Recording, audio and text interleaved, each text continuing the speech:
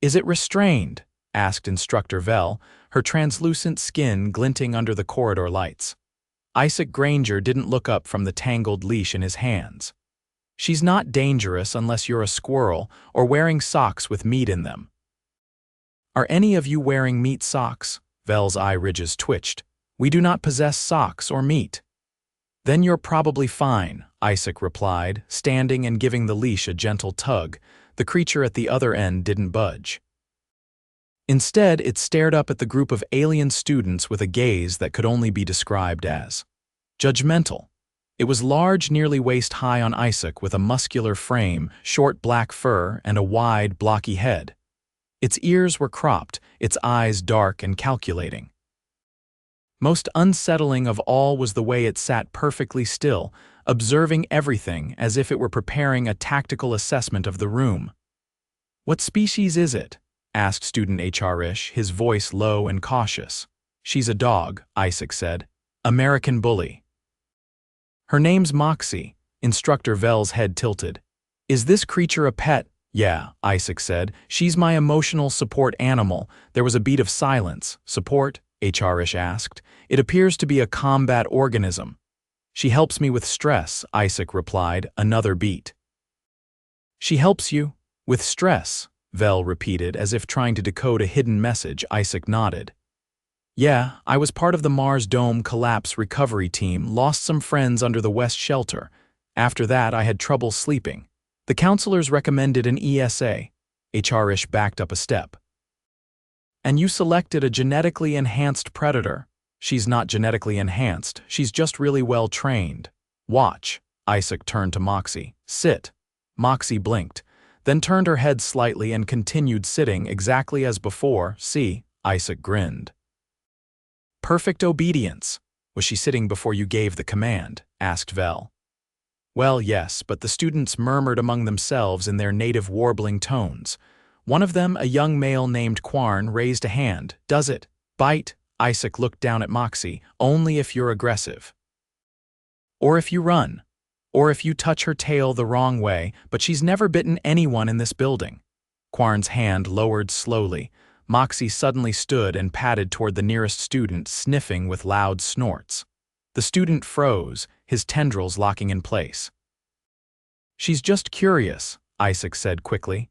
"She likes new smells." The student stumbled back and fell over a bench. "Okay, maybe give her a little space," Isaac added, pulling gently on the leash. Moxie didn't move. "She is not responding," Vel said, taking a small step back. "That's because she weighs about 70 pounds of pure muscle and has the stubbornness of a brick wall," Isaac muttered. "Come on, girl. Let's not traumatize the class." Eventually, with some coaxing and a crunchy treat retrieved from Isaac's pocket, Moxie lumbered back to his side and sat down again. "This will be a problem," Vel said. Isaac frowned. "You said I could bring her." "We understood this to mean a minor companion animal, not a terrestrial apex predator." "She's not apex. She can't even climb stairs properly." Quarn watched the dog with wide eyes. "What happens if it decides to attack?" "It won't," Isaac said. "But what if?" He sighed. "Then you run, fast, and maybe scream a little." This prompted a flurry of unease among the students. Two quietly excused themselves from the room. Later that day, Isaac was in the mess hall with Moxie curled up under the table. She'd claimed the spot as her own and was now softly snoring. Several students sat at distant tables, casting wary glances. Instructor Vel approached with a tablet and sat down across from him. "I have received multiple reports of distress," she said. "The students are afraid." "She hasn't done anything," Isaac said. "She's just existing. Her existence is intimidating. We are not used to animals with jaws that could crush our thoraxes." "She's a rescue," Isaac said, scratching Moxie behind the ear. "She used to be in fight rings. Bad people made her mean. Took me months to earn her trust. Now she won't even bark unless I give the signal." "And what is the signal?" Isaac paused. "It's complicated." Vel stared at him. "It's a song," he admitted. "From a 1990s sitcom." Vel blinked slowly. "You are telling me this creature will enter combat mode if you sing a song?" No, no, she'll only get excited. She doesn't attack unless I say a certain word. What word? Not telling you. That's for emergencies only. Vel looked at Moxie. Moxie yawned. I believe this is a mistake, she said. I will speak with the Integration Council. Isaac stood.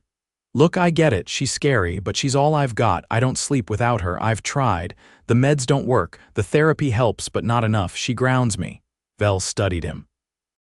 You are a fragile species. Yeah, he said, but we're persistent. The next incident happened 2 days later. Student Eshel was walking down the corridor with a tray of nutrient paste when Moxie rounded the corner. The tray hit the floor. Eshel screamed and shot upward, clinging to the ceiling with 4 limbs. Moxie wagged her tail. She liked Eshel. Isaac arrived seconds later. Eshel, she's not going to hurt you, Eshel hissed. It stared into my essence. She does that. It's just her face. Vel called an emergency meeting. We cannot continue this farce, she said. The majority of students are experiencing elevated stress levels. Isaac leaned against the wall, exhausted. I'm sorry, I didn't intend for this to be a problem. You must send the creature back. She's not a creature. She's my companion. Your companion is causing psychological trauma. Isaac rubbed his temples. You think I'm not traumatized? You think I brought her here for fun? I'm trying to survive. Vel was silent, then Quarn spoke from the back. Let it stay. Vel turned. Quarn looked nervous but stood anyway. I watch the human with the dog. It obeys him, listens to him. He treats it with care and it protects him. Maybe there's something we can learn. Another student nodded. It shows loyalty. That is rare. Vel considered them. You wish to study this arrangement. If we can understand how the human formed such a bond with a predator, maybe we can adapt similar methods for our own species' mental health issues, Quarn said. Isaac blinked. You want to study me and my dog? Yes, Vel said. But under strict supervision. If the animal shows aggression again, it will be removed. Isaac looked down at Moxie. She was chewing gently on a synthetic bone, utterly unconcerned. He nodded. Deal. Over the next week, the students observed closely. They watched Moxie's behavior patterns, her responses to commands, tone shifts, and physical cues. Isaac explained everything he could, from her training methods to her diet. Some of them even dared to approach. Quarn was the first to pet her. His hand shook as he reached out, but Moxie only sniffed and leaned into the touch. She is warm, he said in awe. She's a good girl, Isaac said. Moxie sneezed. Then came the incident in the courtyard. A delivery drone malfunctioned, crashing into a fuel cart and sparking a fire. The alarm blared. Students scattered. Chaos erupted. Isaac had been helping HRish with a translation exercise when the explosion happened. He was knocked back by the shockwave, his arm slamming into a bench with a crunch that made him yell. He crumpled to the ground, clutching his wrist, pain lighting up his nerves. Moxie, he shouted.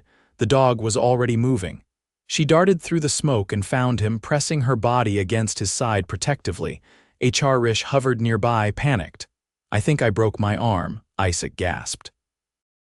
I can't move it. Remain still, HRish said, voice trembling. Another explosion rocked the courtyard. Moxie growled low in her throat. Vel and several security officers arrived minutes later. Isaac was lifted onto a stretcher. Moxie refused to leave his side, snarling at anyone who tried to separate them. She's not going to calm down unless I go with her, Isaac said through gritted teeth. You are injured, Vel said. I'm not leaving her. Neither is she leaving you, HRish whispered. In the medical bay, X-rays confirmed a clean break in the radius. The doctors immobilized the arm and gave him pain medication. Moxie sat beside the bed the entire time, eyes never leaving him. Later, as Isaac dozed under sedation, Quarn stood outside the transparent wall, watching. Moxie did not flee, he said. No, Vel replied. She protected him, even when he was weak. That is not predator behavior. No, she said again. It is something else.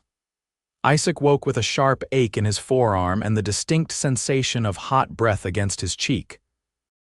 He turned his head slowly and found Moxie draped halfway across the medical bed, her weight pressing into his side, chin balanced on the edge of his pillow.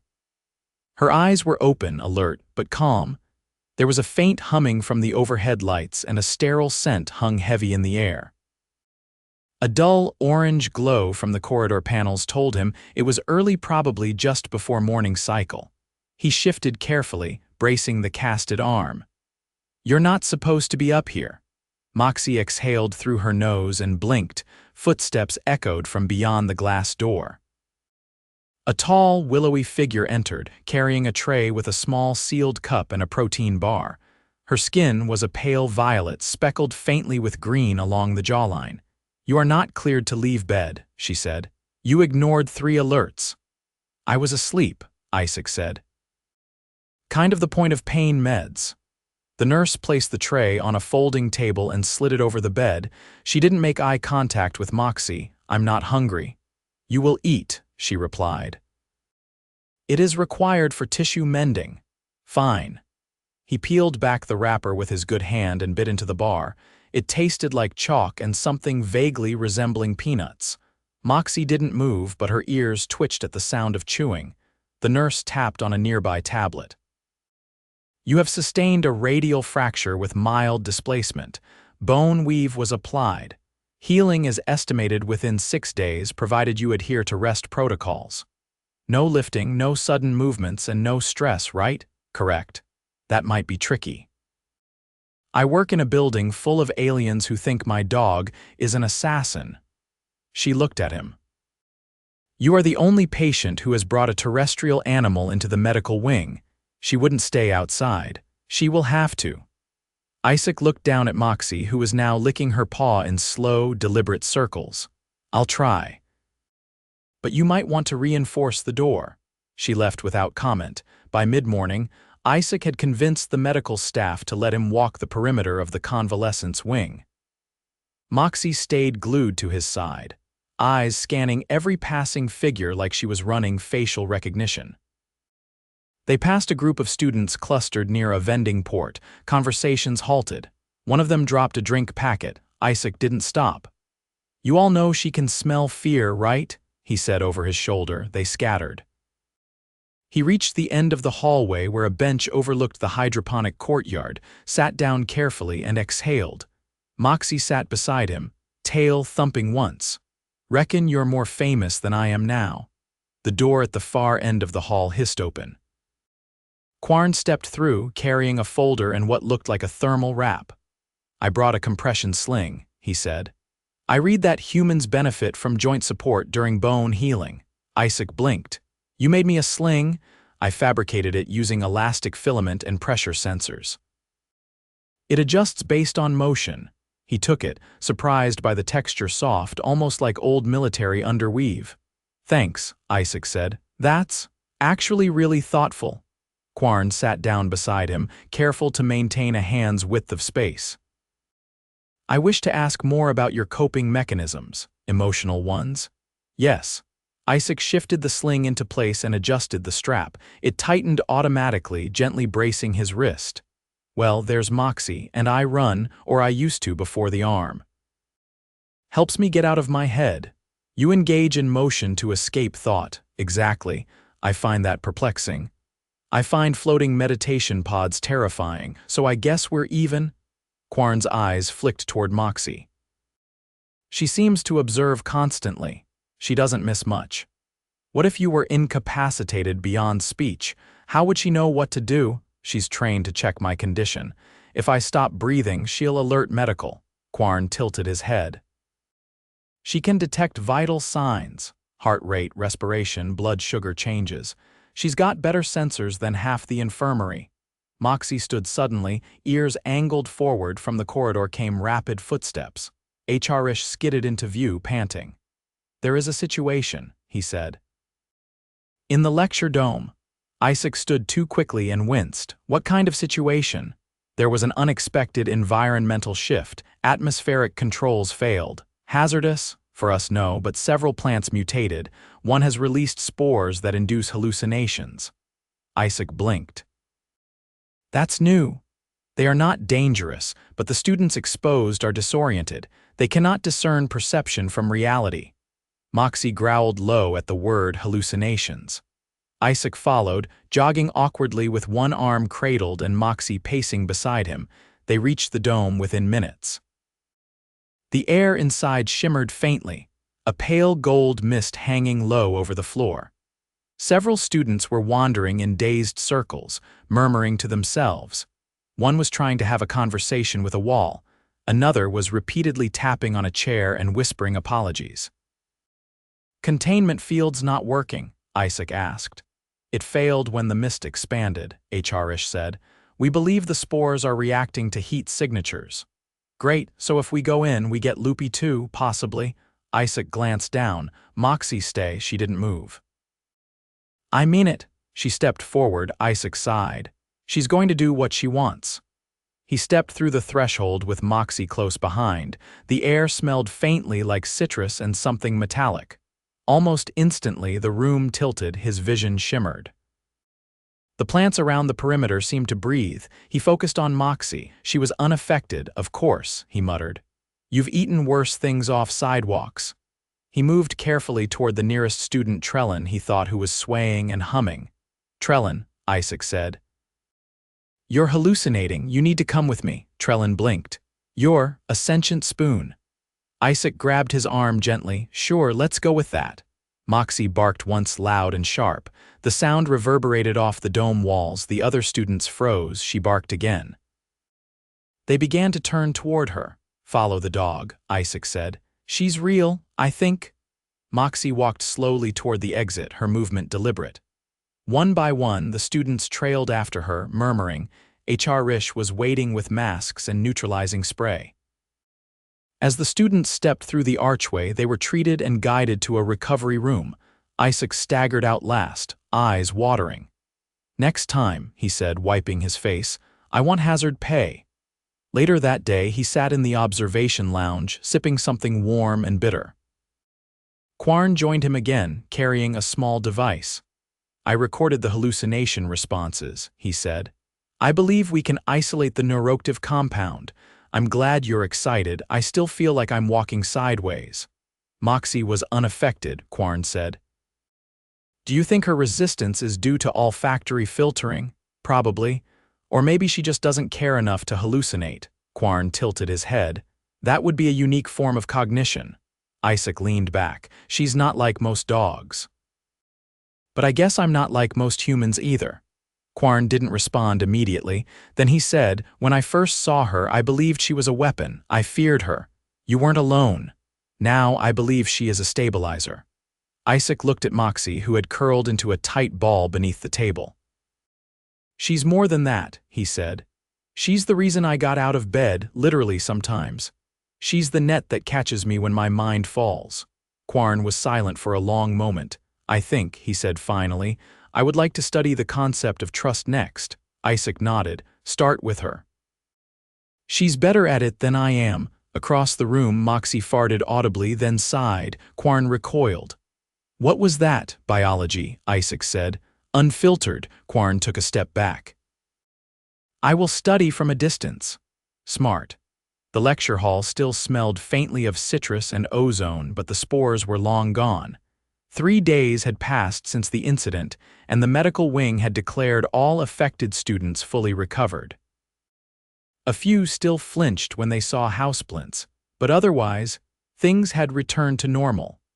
Isaac sat cross-legged on the floor in the observation chamber, his arm still wrapped in Quarn's custom sling. A soft mat cushioned the tiles beneath him, and Moxie lay sprawled across his lap like a living weighted blanket, her breath slow and rhythmic. Across from them, 6 alien students sat in a semicircle, each holding a blank notepad and a stylus with the hesitant grip of someone trying to decipher a foreign tool. "She doesn't like loud noises," Isaac said. "And if you raise your voice, she'll assume something's wrong." The tallest student, a serrated-shouldered female named Jill, lowered her notepad. "What if one is enthusiastic? She'll think you're panicking. Keep it mellow." Jill tapped her stylus against her chin. "Like a lullaby, sure." "Imagine you're trying to calm down a nervous toddler with teeth." Quarn raised his hand, then lowered it again without saying anything. Isaac raised an eyebrow. What? I wish to know how she identifies your emotional state without verbal cues. She watches. Every movement, every breath pattern. If I get anxious, she'll know before I do. The students murmured among themselves. One near the back, a hex-limbed scholar named Fen, leaned forward. Do you emit pheromones she detects? Probably, but it's more than that. Dogs are good at reading posture. If I tense my jaw, she knows. If I twitch a hand, she responds. Fen scribbled something in his notes, then paused. Does she recognize when you lie? She can tell if I'm stressed while talking. So if I say I'm fine and I'm not, yeah, she knows. Jill looked thoughtful. She functions as a biological contradiction sensor. Among other things, Isaac said. Moxie yawned, stretched one leg lazily, and rolled onto her back. A few students flinched instinctively when her teeth flashed, but she remained perfectly still, belly exposed. She's showing trust, Isaac said. That's a vulnerable position for her. Quarn shifted slightly. May I approach? Slowly. Quarn slid forward on his knees, keeping his arms loose at his sides. When he reached Moxie, he extended a hand palm down. She sniffed once, snorted, then thumped her tail. Quarn touched her shoulder gently. She is warm, he murmured. And solid. She's real, Isaac said. That helps more than you'd think. Jill looked up from her notes. Why do humans not create synthetic companions with identical programming? Surely a machine could replicate these behaviors. Isaac nodded. Yeah, and some people use robots for comfort, but it's not the same. There's something about knowing she chooses to stay, that she wants to be here. That makes a difference. Fen tilted his head. You derive reassurance from her autonomy. Exactly. The room fell silent for a moment, the alien students processing. Then the door slid open sharply, and Instructor Vel entered, her gait unusually brisk. We have an issue, she said. Student H.R. experienced a stress collapse during a neural scan experiment. Isaac stood up too fast and winced. What kind of collapse? He suffered a sensory overload. He is unresponsive but stable. Medical believes his mind is trapped in a recursive feedback loop. Can he hear us? They are unsure, but his brain activity suggests distress. I'm going, Isaac said. Where is he? The quiet chamber. They've isolated external stimuli. He turned to Moxie. Come. She rose instantly, alert. The medical wing had dimmed its lights for H.R.'s comfort. The door to the quiet chamber opened with a soft hiss, and the nurse inside gestured them in without a word. H.R. lay motionless on the padded table, his limbs curled close, breathing shallow. His pupils were dilated and unfocused. Electrodes traced faint blue lines across his temples. Isaac crouched beside him. Has anyone tried touch? We avoided it. His species reacts unpredictably under internal duress. Isaac looked at the nurse. Let me try. She hesitated, then nodded. Moxie, Isaac whispered. Up. The dog stepped forward and placed both front paws gently on the edge of the table. She sniffed H.R.'s arm, then his neck. Her ears flicked once. Then she did something unexpected. She climbed fully onto the bed, curled beside him, and laid her head across his chest. The monitors flickered. Isaac held his breath. For several seconds, nothing happened. Then H.R.'s fingers twitched. Moxie didn't move. The pulse monitor stabilized. H.R.'s eyes blinked once, twice, and focused slowly. He turned his head a fraction and looked at Isaac. You're back, Isaac said softly. H.R. swallowed. There was a mountain. It kept folding. Breathe, you're safe. H.R.'s gaze shifted to Moxie. She was there. In the mountain. Isaac exhaled slowly. She brought you out. Later that evening, Isaac sat on the balcony above the simulation gardens. The sun lamps had dimmed to a soft amber, casting long shadows across the artificial grass. Moxie lay beside him, head resting on his good leg. Instructor Vel joined him without preamble. Student H.R. is recovering rapidly, she said. I'm glad. He insisted on recording a statement for the Integration Council. He claims the dog anchored his consciousness. Isaac nodded. That tracks. They are considering designating her as an auxiliary emotional stabilizer with full clearance. He raised an eyebrow. Wait, you're making her official? She would be the first non-sentient species granted that designation. I'm not sure she'd care, possibly not. But the students do. They've submitted over 30 requests for observational sessions. He looked down at Moxie. You're going to be busy. Vel folded her hands. You once said you weren't like most humans. Still true. I believe that is why you were the right choice for this program. Isaac leaned back against the railing. Because I came with a dog. Because you came with something to lose. They sat in silence for a while. Below, the garden lights shimmered and a cluster of students walked past, pointing and whispering. One waved at him. He waved back. Moxie thumped her tail once. Vel stood. We are all learning to adapt, Mr. Granger, but some of us are learning faster. She paused. Good evening. He watched her leave, then he looked down at Moxie. You know they're going to start asking you questions directly, right? Moxie blinked. Yeah, he said. That's what I thought. He lay back and stared at the false stars overhead, one hand resting on her thick fur. For the first time in months, his chest didn't feel tight. His thoughts didn't spiral. The silence felt like peace, not pressure. He closed his eyes and smiled.